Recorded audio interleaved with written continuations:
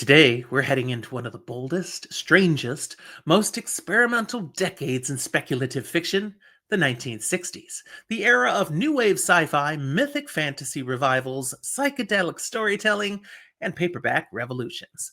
And the question guiding our trip today is simple: who are the best villains of fantasy and science fiction in each year in this incredible decade? From cosmic predators to psychological shadows to cruel mountains to killer microbes, the 1960s gave us some truly unforgettable antagonists.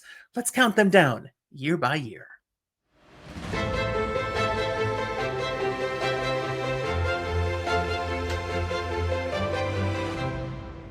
Hey there, Jim here, and welcome back to Fantasy for the Ages, the show where a father and son talk about fantasy, science fiction, horror, and other nerdy things we enjoy. Jim, the father, here with you today, and we've got something very fun and very villainous for this episode. If you enjoy rankings, retrospectives, and good old fashioned genre deep dives, make sure to like, subscribe, and ring that notification bell so you don't miss any of our future episodes. And a huge shout out to our Patreon supporters who help this channel grow and keep us reading, reviewing, and ranking. If you'd like to join the fellowship, check out the link down in the show notes. Now, before we dive into this second edition of our series on the best villains of fantasy and sci-fi, let me explain how this list actually works. For each year of each decade, this time the 1960s, I selected one fantasy villain and one science fiction villain.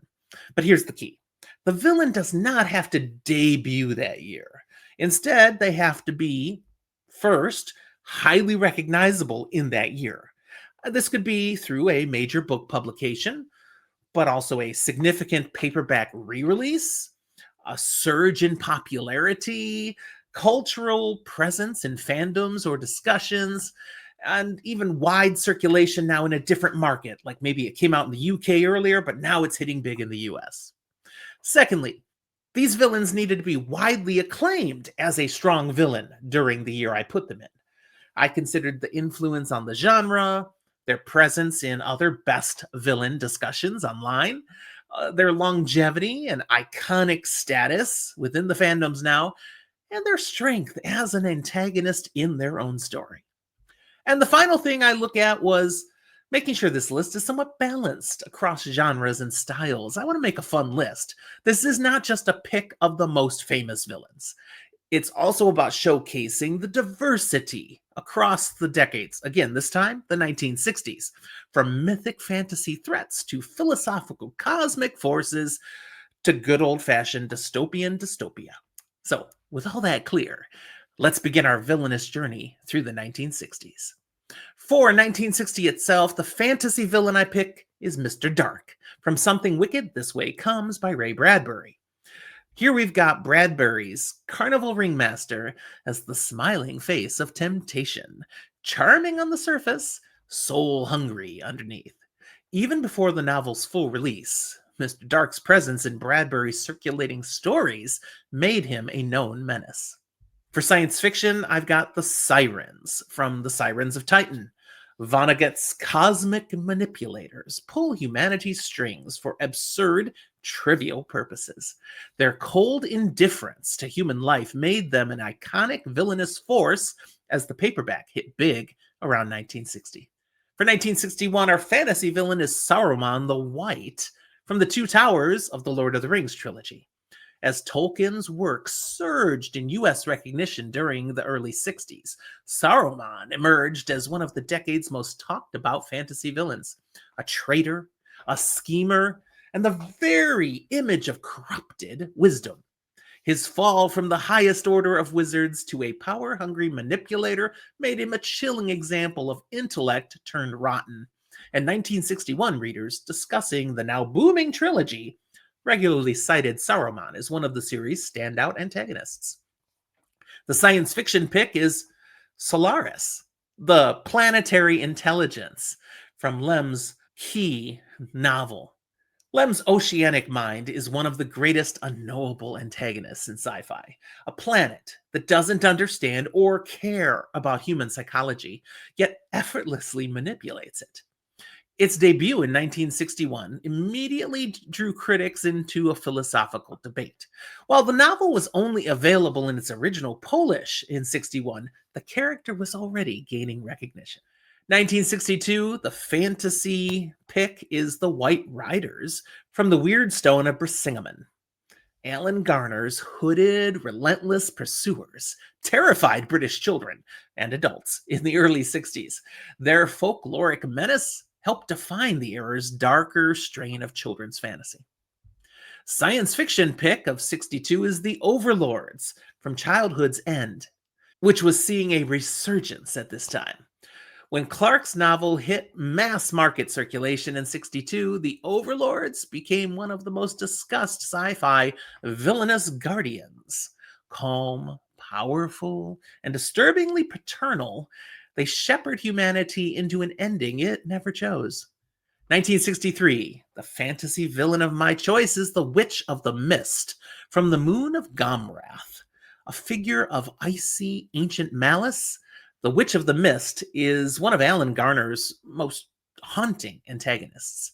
Her appearance in the Moon of Gomrath expanded the Alderley mythos into eerie, myth-heavy territory. For sci-fi, I give you The Ice Nine Conspirators from Cat's Cradle. In Vonnegut's satirical apocalypse novel, the villains are painfully human. Military leaders, scientists, and bureaucrats whose negligence unleashes a world ending substance. Their incompetence and arrogance remain painfully relevant. For 1964, the fantasy pick is The Horned King from the Book of Three, one of YA fantasy's greatest villainous images. A skeletal king with a death mask face and a cloak that seems to drink the light. His debut made an immediate impression on young fantasy fans. For sci-fi, I've got the ape ruling cast from Planet of the Apes as my villain. I love this one.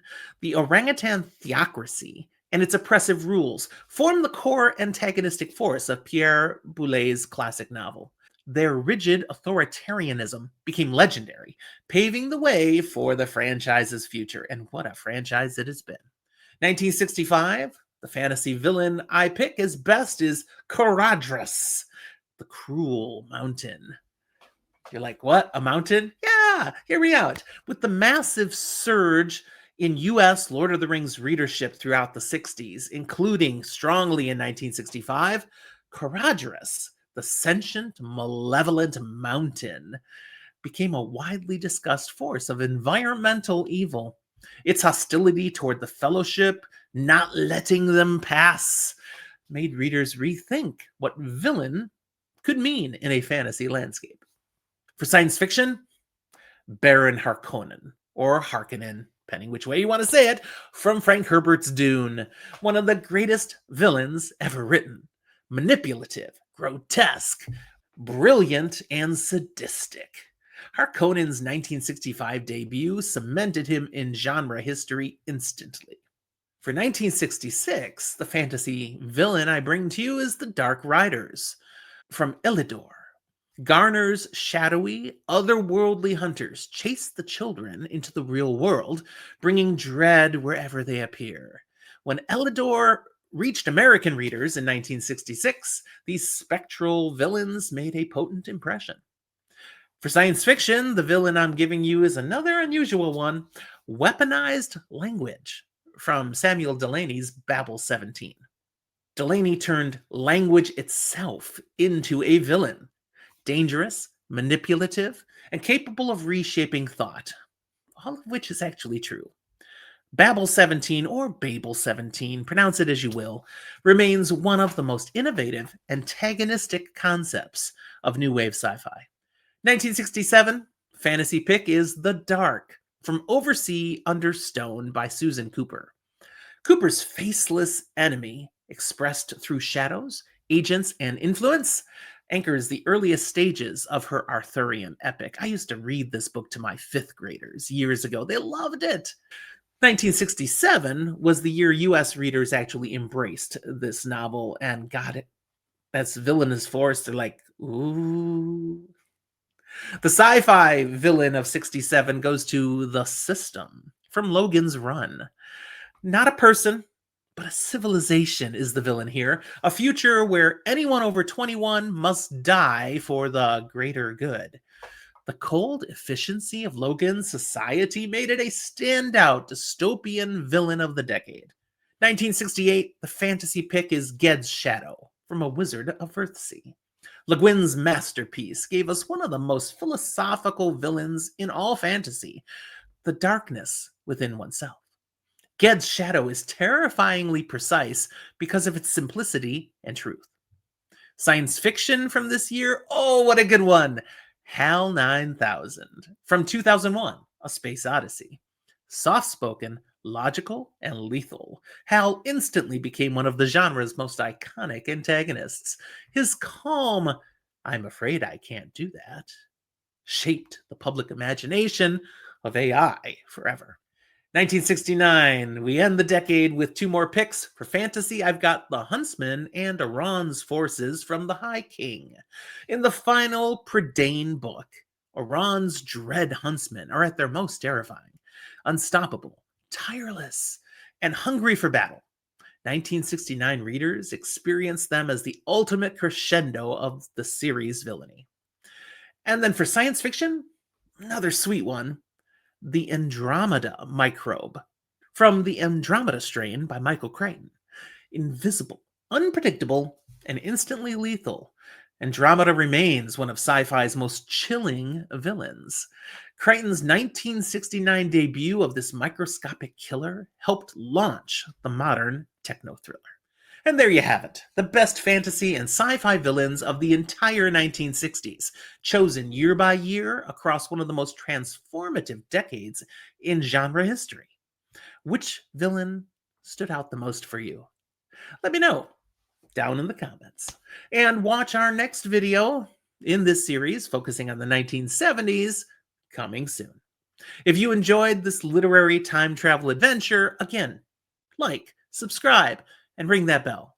And consider supporting us on Patreon. It really helps the channel grow and keeps episodes like this coming.